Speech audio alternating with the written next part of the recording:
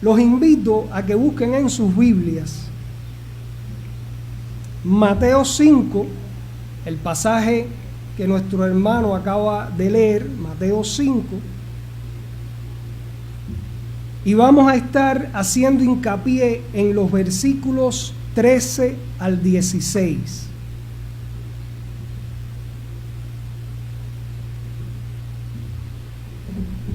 Y dice la palabra en esta porción: vosotros sois la sal de la tierra, pero si la sal se desvaneciere, ¿con qué será salada? No sirve más para nada, sino para ser echada fuera y hollada por los hombres. Vosotros sois la luz del mundo. Una ciudad asentada sobre un monte no se puede esconder, ni se enciende una luz y se pone debajo de un almud, sino sobre el candelero, y alumbra a todos los que están en casa. Así alumbre vuestra luz delante de los hombres, para que vean vuestras buenas obras y glorifiquen a vuestro Padre que está en los cielos. Oremos, hermanos. Padre, gracias por el privilegio que nos das de estar reunidos como tu pueblo para adorarte en este tu día. Oh Señor, no hay lugar mejor donde podamos estar que aquí entre tu pueblo y en tu presencia especial. Y te pedimos, Padre, que nos visites y que en el poder de tu Espíritu Santo tú tomes tu palabra y la apliques a nuestros corazones y nos hagas ver nuestra identidad en Cristo y la responsabilidad que nosotros tenemos en su reino y para con Él.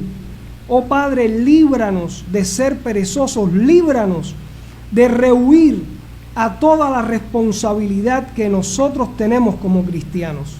Ayúdanos para que en medio de la adversidad tu nombre sea engrandecido y perdona nuestros pecados. Por Cristo Jesús. Amén. Hermanos, cuando migramos, y es algo que está tan en boga hoy en día, desgraciadamente por la situación económica y las vicisitudes que vivimos en nuestros países de origen, generalmente migramos a otros lugares. Eso es algo incluso natural. Hay especies que en dependencia de la estación del año hacen una migración para poder subsistir en otros lugares. Pero bueno, nosotros cuando migramos a algún país, casi siempre tenemos la aspiración, el anhelo de adquirir la ciudadanía de ese lugar. Porque indudablemente el hacerse ciudadano, por ejemplo, de un país como los Estados Unidos o cualquier país de Europa, te garantiza hacer ciertos beneficios, tú tienes cierta tranquilidad en el lugar donde tú providencialmente vas a estar viviendo. Y eso es un anhelo de muchos, poder adquirir la ciudadanía. Y esto es algo que no es típico de estos tiempos. Por ejemplo, cuando nosotros vamos al libro de los Hechos, descubrimos ahí que Pablo de Tarso tenía la nacionalidad romana. Pablo era un ciudadano romano y eso le garantizaba y le valió, en primer lugar, que no lo mataran los judíos cuando fue apresado en el templo.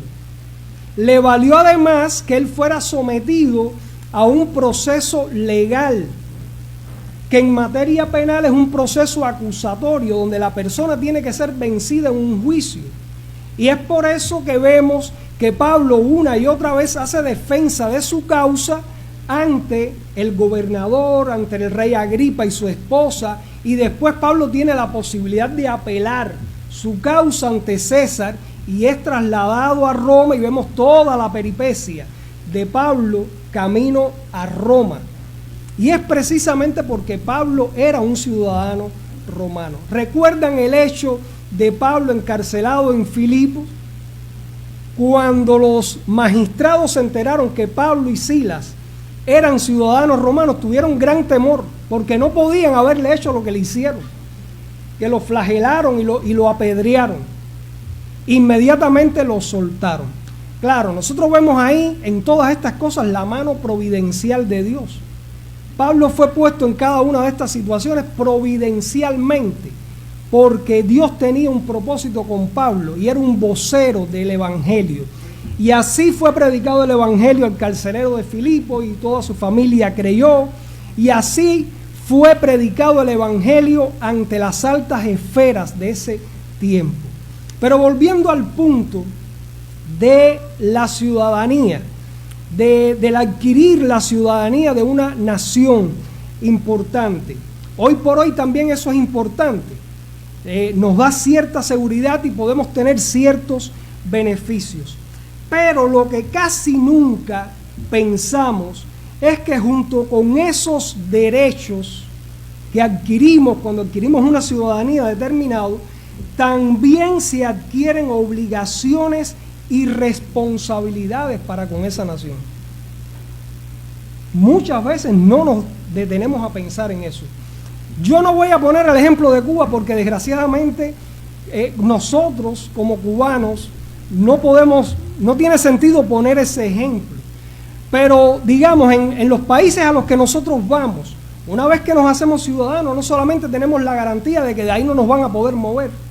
Es que, por ejemplo, si ese país entra en guerra, nosotros podemos ser llamados a prestar servicio en favor de esa nación. Y hay un compromiso que tú adquieres de esa naturaleza, por solo poner un ejemplo, o servir como jurado en un juicio. Y así hay una serie de responsabilidades que se adquieren una vez que tú adquieres la ciudadanía de una nación determinada. Y muchas veces no pensamos en eso. Pensamos solo en los beneficios y no nos damos cuenta que toda constitución, toda carta magna y todo país establece derechos y obligaciones de los ciudadanos y de los súbditos. Ahora, adivinen qué, cuando hablamos del reino de Dios, pensamos solo en derechos, en cosas buenas, cosas que nos van a beneficiar, ¿o no creen ustedes que el Rey de Reyes y Señor de Señores, nuestro Señor Jesucristo, una vez que establece los estándares elevados de su reino en el Sermón del Monte, creen ustedes que establece o no establece obligaciones y responsabilidades para con nosotros? Hermanos, las establece. Y precisamente de eso es de lo que vamos a hablar hoy. Y cuando leímos de los versos, en el capítulo 5, de los versos 1 al 16, fue precisamente para poder ver el contexto más mediato de la declaración que nuestro Señor hace después, diciéndonos: ustedes son la sal de la tierra y son la luz del mundo. Hay mucha responsabilidad ahí. Es algo sumamente importante. Dios nos ha introducido en su familia por adopción una vez que nos ha regenerado y llevado a Cristo en arrepentimiento y fe. Nosotros no podemos ver ni entender la vida cristiana solamente por las cosas que vemos. La vida cristiana no es solamente venir aquí el domingo y reunirnos entre nosotros y llevarnos bien y amarnos y saludarnos. Hermanos, nosotros hemos sido incorporados espiritualmente a la familia de Dios. Antes de estar en Cristo éramos enemigos, estábamos ajenos a todo lo relacionado con Dios. Una vez que Él nos da arrepentimiento y fe y nosotros ponemos nuestra confianza en Cristo, Él nos adopta a su familia. Entramos a la familia de Dios. Y es por eso que podemos leer en Juan 12 que más a los que lo recibieron les dio potestad de ser hechos hijos de Dios. Somos nosotros los hijos por adopción. El resto que no está en Cristo es una criatura de Dios, pero no hijo. La condición de hijo la tenemos nosotros. Él nos ha sacado de la potestad de las tinieblas y trasladado al reino de su amado Hijo. Y desde la venida de Cristo, y esto es importante, hermanos, que meditemos en esto y lo concienticemos. Desde la venida de Cristo hasta el fin del mundo, los herederos del reino, vivimos también en el plano del reino de Dios, aunque estemos en el mundo. Esto es importante entenderlo. Y hay mucha doctrina equivocada respecto a este tema, donde algunos están enseñando mal, como que Cristo todavía no está reinando. Y nosotros entendemos que una vez que Cristo vino en su primera venida, dejó inaugurado su reino. Y por lo tanto, cuando nosotros lo aceptamos, Él no es solamente nuestro Salvador, es también nuestro Rey. Y Cristo reina sobre nosotros, y nosotros tenemos que vernos en el contexto de el reino de Dios. Y junto con todos los beneficios que implica el pertenecerle, el ser súbditos de su reino, ciudadanos de su reino, también nos ha dado responsabilidades que cumplir. Tenemos responsabilidades que cumplir.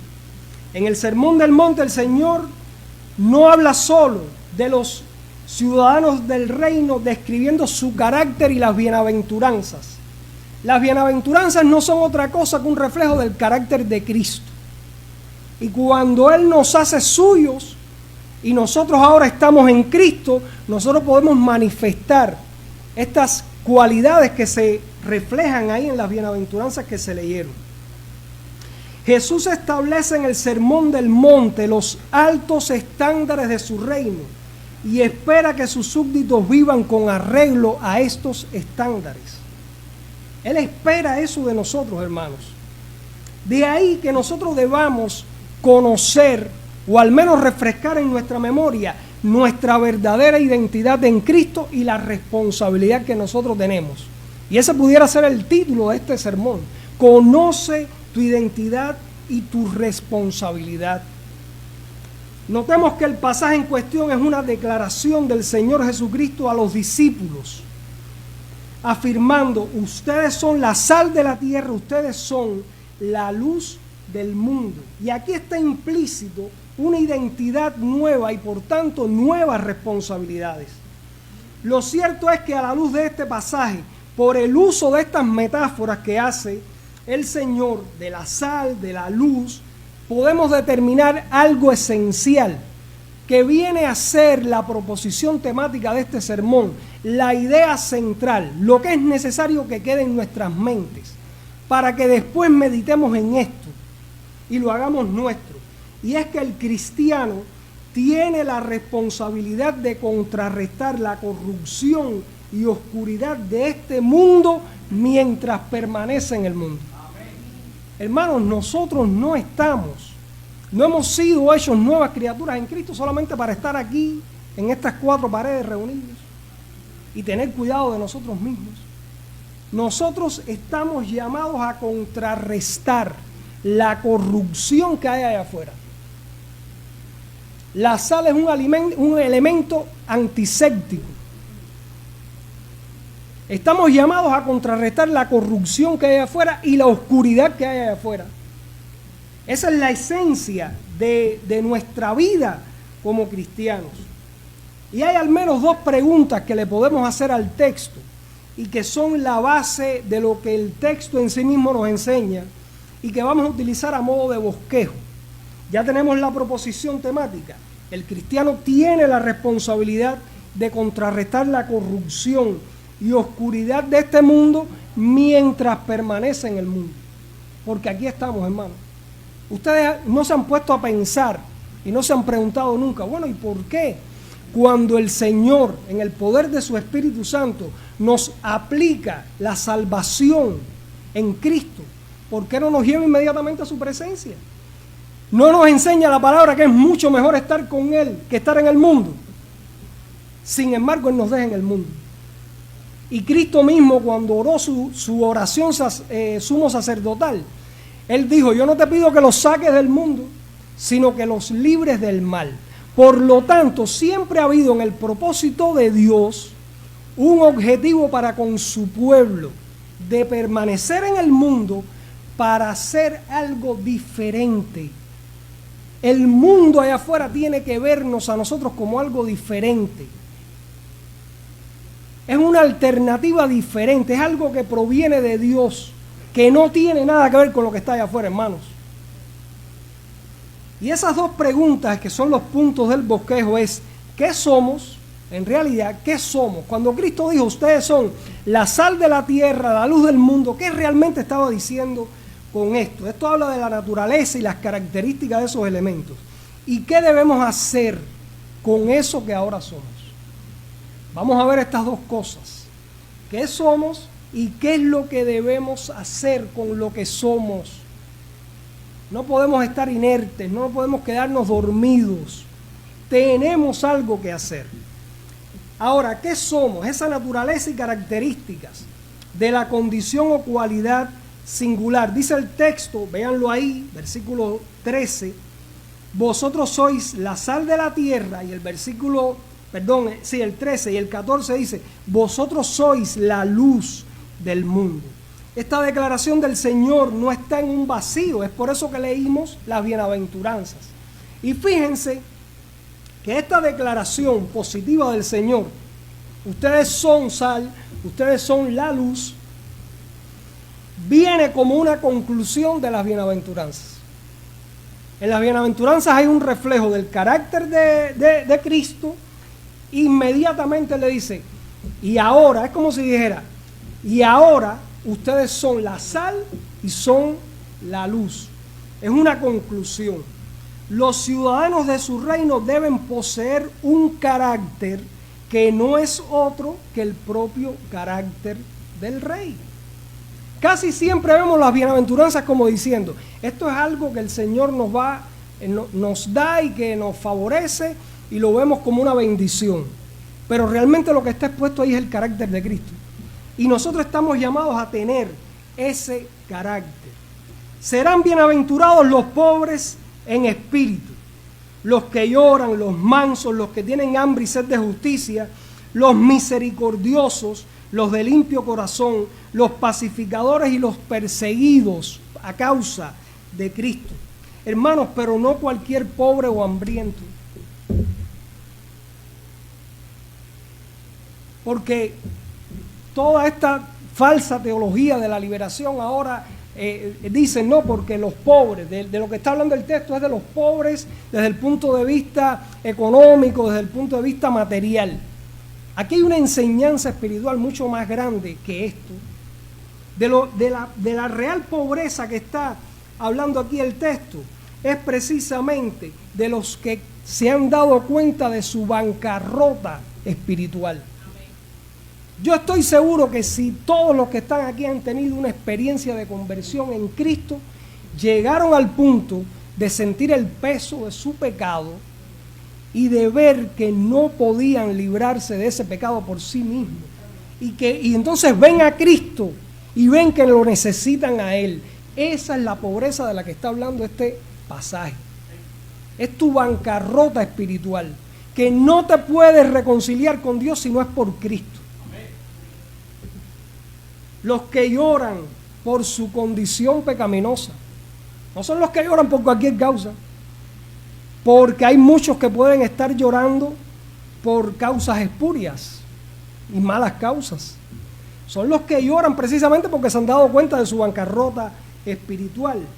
Los que han visto sobre ellos la mansedumbre y misericordia de Dios y ahora procuran actuar con los demás así. Esos son los mansos. Los hambrientos y sedientos de la justicia de Dios, los que sufren persecución por causa de Cristo. Y todas estas cualidades, ¿a dónde apuntan? Bueno, apuntan precisamente al carácter de nuestro Señor. Notemos que Él le está hablando a sus discípulos. Él dice, ahí en los versos 11 y 12, empieza a hablar en la segunda persona. Bienaventurados sois cuando por mi causa os vituperen y os persigan y digan toda clase de mal contra vosotros mintiendo. Gozaos y alegraos, porque vuestro galardón es grande en los cielos, porque así persiguieron a los profetas que fueron antes de vosotros, antes de ustedes. Y cuando comenzamos a leer ahí en el capítulo 5, el Sermón del Monte, vemos que había una multitud, él se retira al monte y los que se sientan a sus pies a escucharlo son precisamente sus discípulos. Y seguidamente y en conjunción con esto les hace la declaración de que son la sal y la luz del mundo, no como una mera posibilidad. Él nos dice, esfuércense que ustedes van a llegar a ser la sal de la tierra y la luz del mundo. No, Él les está diciendo, ya ustedes lo son. Entre otras cosas, hermanos, no pueden poner excusas. Están en mí, han creído en mí, son nueva criatura en mí. Ahora ustedes tienen todas las condiciones para manifestar mi carácter en las bienaventuranzas y por lo tanto, como consecuencia de eso, ahora son la sal, no un tipo de sal, y son la luz, no cualquier luz. Ahora mismo yo veo la luz del teléfono de la hermana que está grabando. No es esa luz, es la luz que da Cristo. Y nos está diciendo, ya ustedes lo son. Por lo tanto, no tienes excusa. Nadie que esté en Cristo puede decir, no, pero el problema es que yo no puedo hacer las cosas que demanda el Sermón del Monte porque yo soy tímido, porque no puedo. No, hay una nueva condición en ti. Hay una nueva identidad en ti. Esta es una declaración positiva de nuestro Señor, una afirmación de un hecho que Él y solo Él puede hacer realidad y que tiene efectos vinculantes para todos los que Él hace suyos.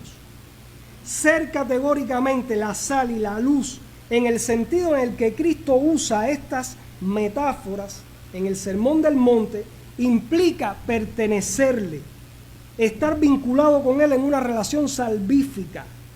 Significa estar unido a Él en la esfera de su reino. Volvemos a ese punto. Estamos en el reino de Dios.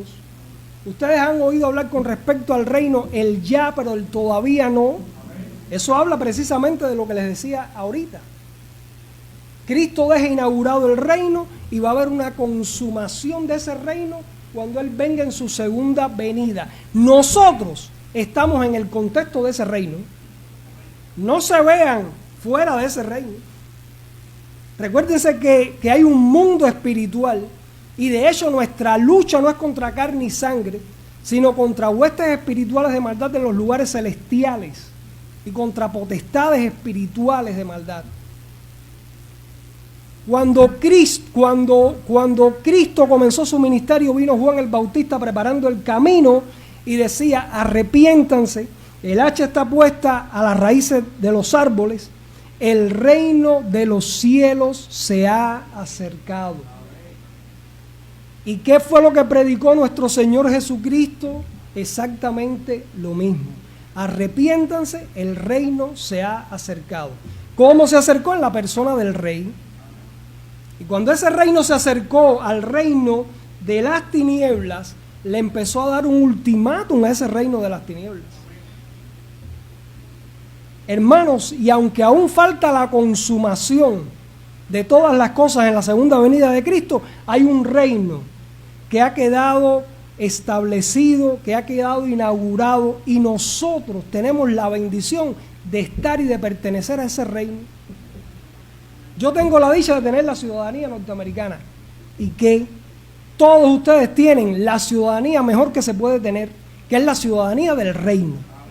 Ahora, ¿están conscientes de eso? Bueno, tienen que estar conscientes de que ahora tienen que vivir como el Rey manda a que vivamos, siendo la sal y la luz. Es como si Cristo les hubiera dicho, ahora tienen una nueva identidad en mí, sean eso y actúen en consonancia con esa nueva identidad, contraponiéndose al mundo que los rechazará y perseguirá.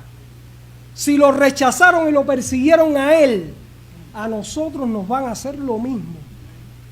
Y cuando hablamos del mundo, hablamos de todo el sistema de valores que es contrario a Dios y que lo vemos en todos los lugares, hermano. en nuestra familia, en el trabajo, en la calle. Y nosotros en medio de todo eso estamos llamados a ser sal y luz. Es difícil. No intentes hacerlo por tus propias fuerzas, no vas a poder. Haz uso de los medios de gracia, busca a Dios en oración todos los días, lee la palabra, aliméntate, ven, reúnete con su pueblo, para que pueda ser efectivo como sal y como luz. Los animales, ¿por qué el ave vuela y por qué el pez nada? Porque esa es su naturaleza. Bueno, asimismo, el cristiano ahora tiene una nueva naturaleza. ¿Cuál era nuestra naturaleza antes de estar en Cristo? Una naturaleza pecaminosa, dados al pecado, al mal, no buscábamos a Dios. Hay una nueva naturaleza en nosotros ahora, una nueva identidad. Seamos entonces conscientes de eso y actuemos en consonancia. El cristiano en la novedad de vida en Cristo, en esa nueva naturaleza, está capacitado. Hermano, estás capacitado para exhibir el carácter de Cristo y vivir la vida cristiana contraponiéndote al mundo. ¿Cómo termina Efesios 2? Siempre mencionamos Efesios 2 para decir, no, la salvación es por gracia, no por obras para que nadie se gloríe. Pero hay que leer el verso 10, porque somos hechura suya, creados en Cristo Jesús para buenas obras, las cuales Dios preparó de antemano para que anduviésemos en ellas. Ni siquiera son nuestras, son de Dios, Él las tiene ahí preparadas, pero nosotros tenemos que andar en buenas obras. Cristo usa la comparación de la sal y de la luz en su inigualable sabiduría. Fíjense que Cristo en pocas palabras dice mucho. Es la sabiduría de Dios, hermano. No ha existido ni existirá ningún predicador, ningún orador que en pocas palabras diga tanto como nuestro Señor, y haciendo uso de elementos normales para que todo el mundo lo entendiera. Porque si bien son elementos comunes que están en el mundo, la sal, la luz, son diferentes aquellas cosas sobre las cuales actúan. La sal, un elemento tan típico, tan común, y la luz son diferentes sobre las cosas que actúan. Nadie le echa sal a la sal, ¿verdad? Todavía no llegamos a ese punto. Generalmente la sal se aplica sobre aquello que tú quieres darle un sabor o quieres preservarlo, porque la sal tiene esa condición antiséptica.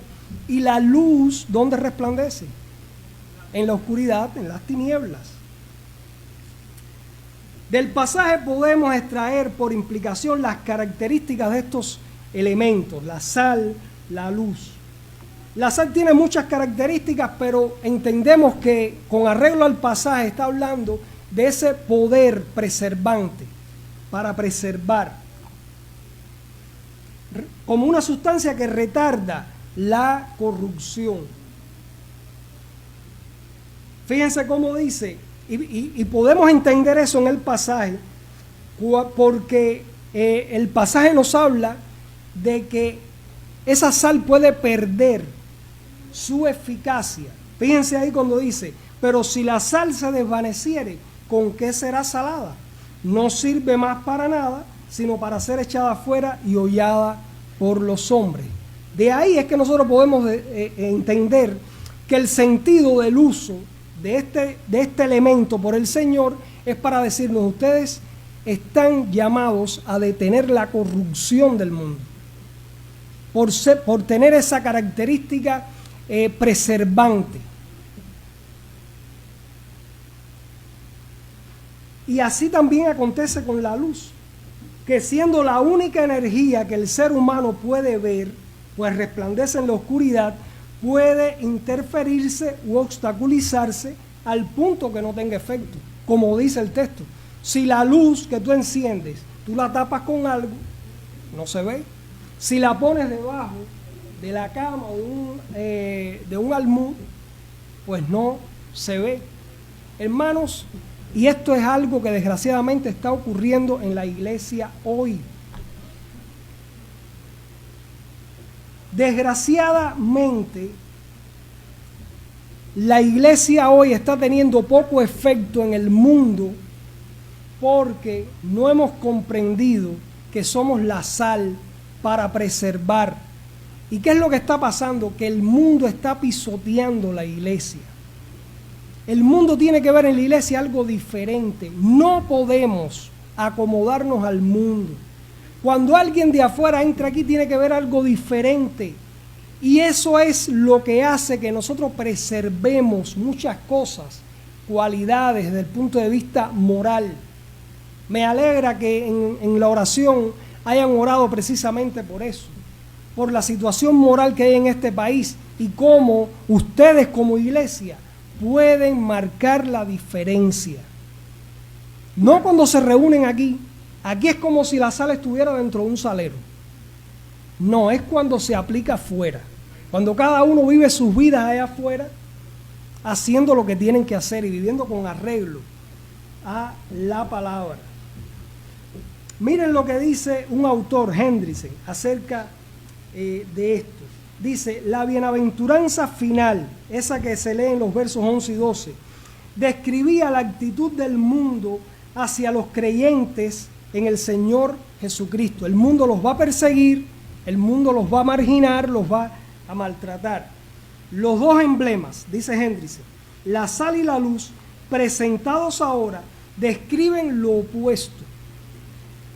Fíjense, esto es la influencia del reino sobre el mundo, la respuesta de los seguidores de Cristo hacia quienes los persiguen. En el mismo Sermón del Monte después nos vemos al Señor diciendo, pongan la otra mejilla, amen a sus enemigos. Bueno, pues eso lo vemos desde aquí. Aquí lo que estamos viendo es que el mundo nos va a perseguir, nos va a maltratar, no nos va a entender, no nos van a escuchar en muchas ocasiones. Sin embargo, nosotros tenemos que ser sal y luz para hacerle bien a ese mundo que no nos hace bien a nosotros. Ven la alta responsabilidad que tenemos, hermanos. Ahora, ya vimos lo que somos, sal, luz.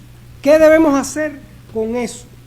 Siguiendo la tónica de esta metáfora, debemos salar, preservar de corrupción, alumbrar en interacción con el mundo de forma tal que refrenemos su corrupción espiritual y moral. Hermanos, eso es difícil donde quiera. Nosotros en Estados Unidos tenemos un camino difícil por delante en este sentido. Es una sociedad de consumo donde hay muchísimas cosas que te separan de Dios, pero entendemos que ustedes aquí probablemente tengan muchas más dificultades que nosotros para poder llevar adelante esto, para poder preservar, para poder detener la corrupción, para poder ser luz en medio de un país que se está desvaneciendo, un país que está en quiebre total, desgraciadamente. Ustedes tienen una alta responsabilidad. Siéntanse, de verdad se los digo, siéntanse honrados, porque providencialmente Dios los ha preservado a ustedes aquí. Y hay un propósito de Dios en eso. Ustedes tienen una alta responsabilidad. Así que siéntense honrados por eso, aférrense al Señor para que puedan hacer bien a un mundo que está totalmente corrompido y alejado de Dios. La sal debe aplicarse sobre aquello que ha de salar o preservar si ha de ser efectiva. Una sal en el salero, si tú pones aquí una carne, si tú no la aplicas sobre la carne, la frotas, no hace nada. Así mismo hacemos nosotros cuando estamos en las cuatro paredes de un lugar donde nos reunimos. Si no salimos de aquí, si no hay una vida efectiva fuera de estas cuatro paredes, es como la sal que está en el salero, que no va a hacer ningún efecto. Y la luz igual.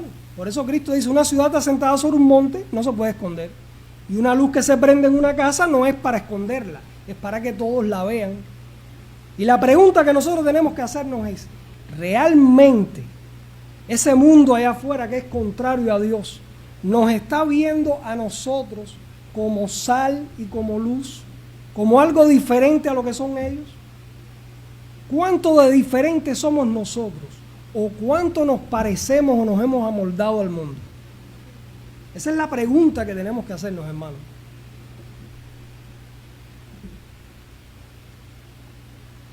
Seamos diferentes. Empecemos por la manifestación del carácter de nuestro Señor en nosotros. Es difícil por todas las dificultades que estamos viviendo, pero no imposible, porque hay una nueva naturaleza en nosotros. Fuimos sellados con el Espíritu Santo. Dios está en nosotros y Él nos preserva para que nosotros podamos perseverar todos los días. Seamos en verdad pobres en espíritu, reconociendo nuestra bancarrota espiritual y nuestra necesidad de Dios. No solamente cuando nos arrepentimos y creímos para salvación, hermanos, todos los días, porque somos dados a ser soberbios y a pensar que nosotros podemos vivir la vida cristiana sin el poder de Cristo en nosotros. Seamos sinceros con nosotros mismos, autoexaminémonos y cada día vengamos a Cristo reconociendo esa pobreza espiritual. Vivimos en medio de personas soberbias, arrogantes, que nunca serían sumisas, que odian la pobreza de todo tipo y odian a Dios. Que vean en ti algo diferente. Vivimos en una sociedad, y eso se ve allá muchísimo más, donde todo es lo que tú logras. Tu inteligencia, tus capacidades. Yo soy capaz de obtener, como dicen muchos, aquello es un país que tú no tiene límites para lo que tú puedas obtener. Hermanos, no pensemos nosotros así. Y no está mal que tú tengas tus aspiraciones y que tú luches y que tú estudies y te superes y prosperes, si está en la providencia de Dios prosperarte. Pero que ese no sea nuestro objetivo. Seamos más bien pobres en espíritu, reconociendo que necesitamos a Dios todos los días. Lloremos por nuestro pecado. Muchas veces nuestra conciencia se cauteriza y pecamos, y en vez de ir angustiados a Dios, llorando por haber pecado delante de Dios, y le estoy hablando a los cristianos, yo no estoy hablando del que no cree, yo estoy hablando del que dice que tiene una relación personal con Cristo, y le damos largo y nos demoramos en pedirle perdón a Dios y en pedirle perdón a la persona que hemos ofendido, cuando nosotros deberíamos estar llorando todos los días por nuestro pecado, llorando por el pecado de nuestros familiares que no conocen a Dios, de nuestros compañeros de trabajo, de las personas con las que nos relacionamos de alguna forma. Seamos mansos en medio de una sociedad violenta. Ustedes aquí viven violencia, yo lo sé. Allá también. Generalmente el hombre pecaminoso, por su naturaleza pecaminosa, tiende a ser violento. Hermanos, y hay que ser realistas, cuando nos pisan el callo, enseguida saltamos. Y realmente a lo que nosotros estamos llamados es a ser mansos. Y la mansedumbre habla de fortaleza de carácter, no de debilidad de carácter, porque habla de que tú tienes dominio propio. Y es difícil ser manso cuando han atentado contra ti, cuando te han hecho mal, pero a eso es a lo que estamos llamados. No es a reaccionar como reaccionan los otros fuera de la iglesia, como reacciona el mundo. Tengamos hambre y sed de justicia de Dios en medio de una sociedad que tiene hambre y sed de todo, menos de Dios. Tengamos siempre un limpio corazón, aún en aquellos casos donde nos han ultrajado y maltratado. Seamos verdaderos pacificadores. ¿Qué trabajo nos cuesta ser verdaderos pacificadores, hermano? Cuando vienen y nos hacen un comentario acerca de algo, y en vez de darle espalda y no hacer caso, o aconsejar adecuadamente a la persona, lo que podemos es empezar a encender un fuego que después no sabemos cómo se va a apagar. Seamos pacificadores. Y hay aún, en esa condición de sal y luz, hay cosas más concretas que podemos hacer, en las que podemos pensar. ¿Cómo estás viviendo tu vida matrimonial? los hombres que están aquí casados. ¿Estás amando a tu esposa como Cristo amó la iglesia y se entregó a sí mismo por ella? Es difícil, pero a eso es a lo que estamos llamados. ¿La tratas como un vaso más frágil todo el tiempo? Yo reconozco que yo en ocasiones no hago eso. Y tengo que ir en arrepentimiento a Dios, llorando por mi pecado, pidiéndole perdón a mi esposa, porque en ocasiones no la trato como un vaso más frágil. Esa conducta está influyendo en tus hijos. Aquí tengo a mi hijo Marcos, no es creyente. Y mi primer testimonio hacia él y hacia Luis, mi otro hijo, y al resto de mi familia, es precisamente cómo yo soy con mi esposa, con ellos mismos, con el resto de las personas que me rodean. ¿Ven ellos algo diferente en mí? ¿Están aprendiendo algo diferente? Las esposas que están aquí, ¿te sujetas en obediencia a tu esposo voluntariamente y tomas en serio tu rol de ayuda idónea? Y quizás algunos dirán, sí, yo me sujeto voluntariamente. Pero seamos sinceros, no siempre. Porque en ocasiones somos dados a no sujetarnos. Sirves de ejemplo a tus hijas como una mujer creyente, piadosa. Pueden tus hijas, aun cuando no sean cristianas, ver en ti que hay una mujer creyente que vive con arreglo a la palabra. Eso es ser sal y luz en el contexto de tu casa, de tu familia. ¿Estás preocupado procurando trabajar como para agradar a Dios y no a los hombres? Y en el contexto de Cuba yo sé que eso es bien difícil. Pero así debemos levantarnos todas las mañanas. Yo voy a ir a trabajar a un lugar donde desgraciadamente muchos allá afuera fingen que trabajan y el Estado finge que le paga. Y ustedes tienen la responsabilidad, aún en medio de esta situación tan catastrófica, de decir, yo lo voy a hacer para agradar a Dios y no a los hombres. Eso es ser sal y luz. ¿Pueden ver tus compañeros de trabajo algo diferente en ti? ¿O tú estás en la misma bachata que ellos, en los cuentos inadecuados, en las palabras inadecuadas? Porque sin santidad nadie verá al Señor. Y de toda palabra ociosa que salga de nuestra boca, nosotros vamos a tener que rendir cuenta delante de Dios. ¿Pueden ver ellos algo diferente en ti? ¿Cómo es tu relación con tus vecinos? ¿Son ustedes esos vecinos que los vecinos por detrás dicen, sí, fulano o fulana dicen que es cristiano, pero de cristiano no tiene un pelo?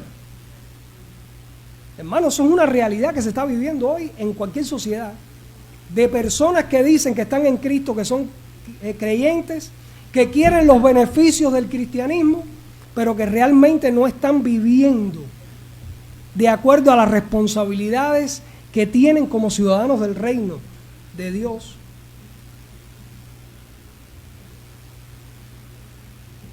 Los hombres pueden ver en ti un estilo de vida que muestra que tu esperanza no está en ti, ni en tu dinero, ni en tus posesiones, ni en que te vas para otro país para prosperar, sino que tu esperanza está en Cristo, en su reino, en su segunda venida y en la vida eterna.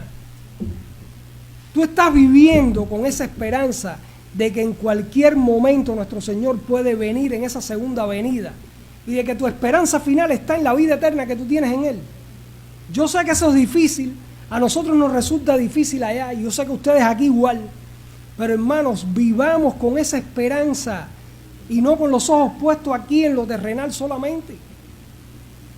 En todas las esferas de tu vida estás llamado a ser sal y luz. Cuando no manifiestas el carácter de Cristo en tu vida, dejas de cumplir con esa responsabilidad.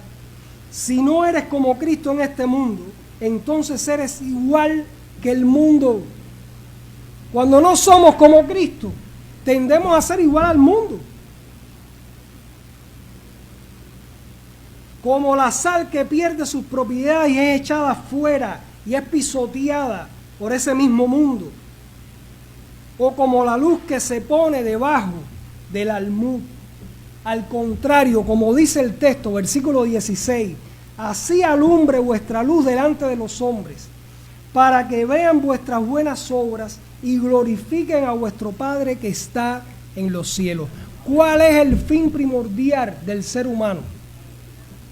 Glorificar a Dios y gozar de Dios para siempre. ¿Sabes cómo vas a glorificar a Dios realmente? No es venir aquí y cantar los himnos preciosos que cantamos. Eso forma parte de la adoración, pero eso es un momento de la adoración. Nosotros estamos llamados a adorar a Dios 24/7, con nuestra vida, con nuestros pensamientos, lo que sale de nuestra boca.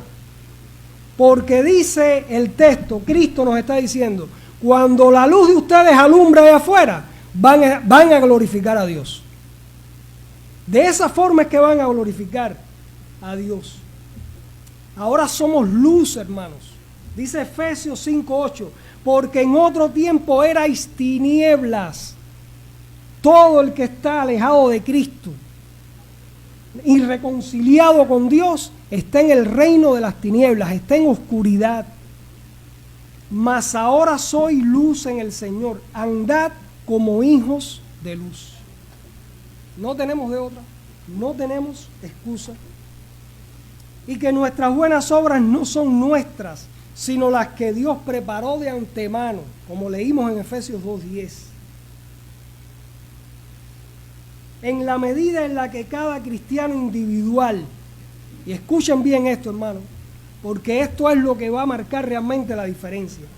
En la medida en la que cada cristiano individual viva de esta manera, ejerciendo su función de ser la sal de la tierra y la luz del mundo, la iglesia toda será efectiva en contrarrestar la corrupción y oscuridad de este mundo. Pero debemos comenzar por cada uno de nosotros individualmente. Qué bien que la iglesia toda, tanto las iglesias locales como la iglesia universal, juntas seamos esa sal que preserva de la corrupción y esa luz que alumbra al mundo que está en tinieblas. Pero no seamos idealistas. Cristo habló a personas reales, individuales. ¿Por dónde debemos comenzar? Por nosotros mismos. No pienses tú que estás sentado ahí, que yo estoy hablando de esto al otro hermano. No, te estoy hablando a ti. Y me estoy hablando a mí, porque cuando yo preparé esto, al primero que Dios ministró con su palabra fue a mí. Ya yo me hablé a mí mismo. Ahora les estoy hablando a ustedes en nombre de Dios. Debemos comenzar por nosotros mismos. Una vez más cito a Hendrickson, dice, la gran esperanza para la sociedad en la actualidad está en un número creciente de cristianos individuales. Que la iglesia de Dios se concentre en esta tarea y no desperdicie el tiempo y las energías en asuntos que están fuera de su esfera de actividad. La tarea primaria de la iglesia sigue siendo la difusión del mensaje de salvación para que los perdidos puedan ser hallados, los hallados puedan ser fortalecidos en la fe y Dios pueda ser glorificado. En otras palabras, Hendrickson lo que nos está diciendo aquí, no pierdan como iglesia la perspectiva. Ustedes, Iglesia Evangélica de la Gracia, no pierdan su perspectiva. Prediquen el Evangelio para salvar a los perdidos. Prediquen fielmente la palabra de Dios, expónganla fielmente para que ustedes sean edificados y puedan hacer la obra del ministerio, para que puedan ser sal y luz, y de esa forma Dios va a ser glorificado. Martin Lloyd-Jones dice algo también refiriéndose a esto. La gloria del Evangelio es que cuando la iglesia es completamente distinta al mundo, nunca deja de ser atractiva. Y es todo lo contrario de lo que piensan muchas llamadas iglesias evangélicas allá afuera. Se visten como el mundo, adoran, entre comillas, a Dios como el mundo, tratan de acomodar la iglesia al mundo. Y este hombre de Dios dice, no, es todo lo contrario. Cuando el mundo allá afuera vea que ustedes son diferentes, eso los va a atraer. porque Dios escogió la locura de la predicación para salvar. Y el evangelio es poder de Dios para salvación, no otra cosa, hermanos. Nunca deja de ser atractiva. Entonces hace que el mundo escuche su mensaje, aunque al comienzo lo odie. Y miremos nuestra experiencia personal antes de estar en Cristo. ¿Odiábamos o no odiábamos el mensaje del arrepentimiento y la fe? Sin embargo, ahora lo amamos, porque entendemos que es poder de Dios para salvación. Concluimos, hermanos. Como la sal y la luz del mundo, el cristiano deberá dejar una huella en este mundo pecaminoso que sea un testimonio vivo de las virtudes del carácter de Cristo actuando en su vida, ejerciendo una influencia positiva en la sociedad, como retenedor de la corrupción moral de todo un sistema opuesto a Dios y siendo luz en medio de la oscuridad que tal sistema produce. Está llamado, en fin, a ser diferente, a ser la alternativa diferente del reino de Dios en contraposición al reino de este mundo. Eso debemos ser nosotros, esa alternativa diferente del reino de Dios que se contrapone al reino de este mundo. Ser esa alternativa diferente. Si pues coméis o bebéis o hacéis otra cosa, hacedlo todo para la gloria de Dios. Que esa sea nuestra meta, nuestro propósito. Y que el amor de Cristo nos constriña al punto de que ahora no vivamos para nosotros mismos, sino para aquel que murió y resucitó por nosotros, nuestro glorioso Señor Jesucristo. Él ha inaugurado un reino, nos ha introducido en ese reino, nos ha dado las pautas para vivir en ese reino y nos ha dado responsabilidades y obligaciones que cumplir. Cumplamos con eso, seamos la sal del mundo y la luz de este mundo. Oremos, hermanos.